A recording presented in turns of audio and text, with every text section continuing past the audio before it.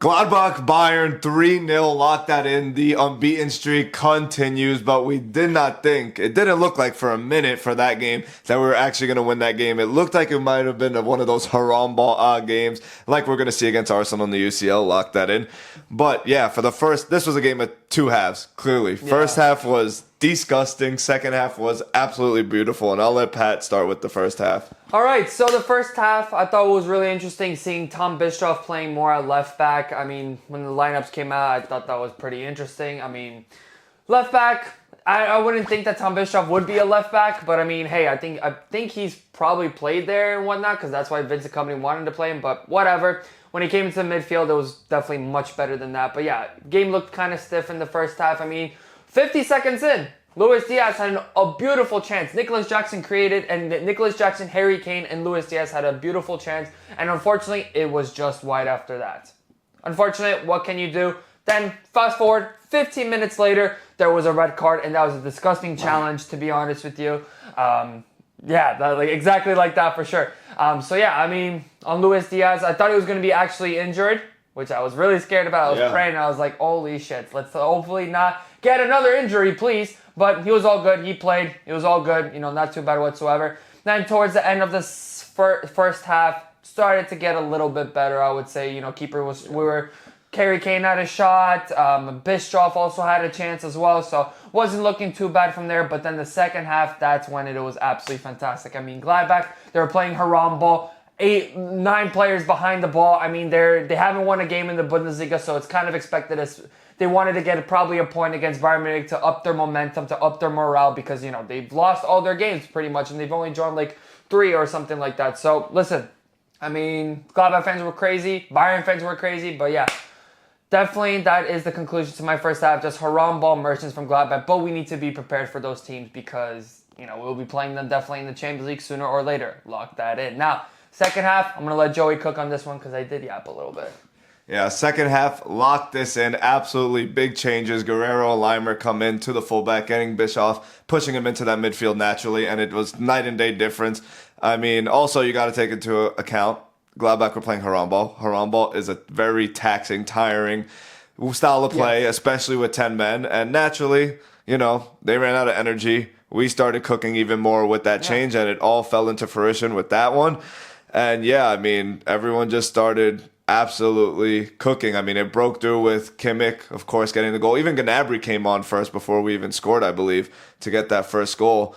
He was involved as well. And Kimmich, I mean, bit of a shithousery goal. Perfect. It was perfect for a haram ball. Perfect way to counter it. Just got it into the corner. And then, yeah, I mean, the next 2 goals we absolutely have to talk about. Absolutely. I mean, Guerrero got on the score sheet, but the big name, I saved him for last. Not too big himself, but big in our Bayern fans' hearts. Leonard Carl, we're going to absolutely spend a whole section on him because we cannot go without talking about it. The goal he scored, basically an identical version of what he did in the Champions League. A couple less dribbles, but just as amazing of a shot. Different corner. Insane, absolutely insane what this kid is doing at 17.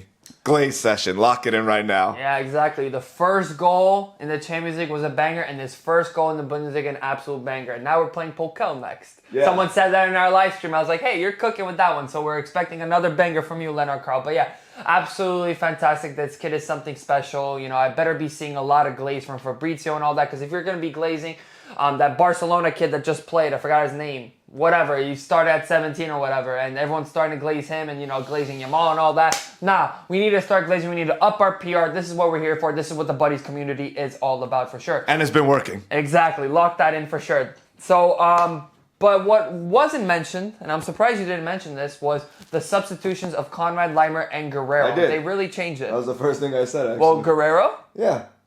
But not Leimer, though. I said both. Oh, okay. Maybe I'm just yapping. He's on Fraud Watch, gang. I'm on Fraud Watch then. Okay, but I mean, Guerrero and Leimer absolutely was amazing, if I'm going to be completely honest with you. Leimer, this game actually does prove that Leimer is probably our top 3 most important players so far in this season. I mean, yeah, Leimer has been crazy, and I've been saying this, and I said this in my green screen reaction to the Club Brugge game, that any winger that's going to be playing in front of Leimer is going to have a field day. It's going to be absolutely fantastic. So I cannot wait until Davies gets back, because it's going to be the same thing for Luis Diaz. Because yeah, if Leimer is behind Olise, then they just absolutely cook together. It absolutely works out phenomenally. I mean, I think we saw that even in the Club Brugge game.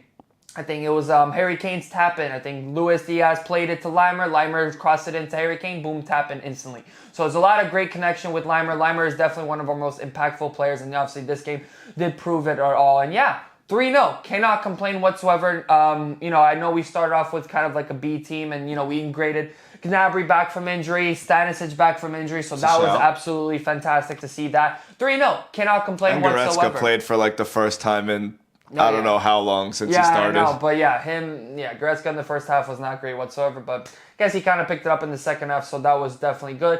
Now our next game is in the DFB Pokal. Wait, I forgot to mention something. Uh-oh. The penalty for Gladbach. That was their only chance back into this game. I know some people might be saying it was soft, but I do agree. I think it was a penalty. I mean, it took Vivar a long time to actually go check it back. We were already like on the counter, basically. But yeah, I mean, he had his arm around him, kind of threw him on the ground. I think it was probably a fair penalty, but you don't usually see that called on corners, so it's always shaky. But yeah, I mean, that was their only chance to make it 1-1 at the time, 2-1. or 2-1. I don't remember exactly.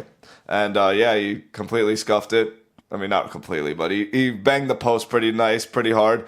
And Erbig clean sheet survives. Lock that in for Erbig. Exactly. Not my favorite moment for Erbig. I don't know. It was not my favorite performance. I mean, I know he didn't have a lot to do, but I mean, just on the ball, and I mean, he had a handball, to be honest with you, in the first half, like out in the midfield. I think he was wherever he was doing his sweeper keeper impersonation, which I like that he does. But yeah, I don't know. I think that was a handball for sure. So that was shaky. I mean, he hasn't played since, I think, August in that DFB Pokal game. So, I mean, it kind of makes sense. And he was injured as well.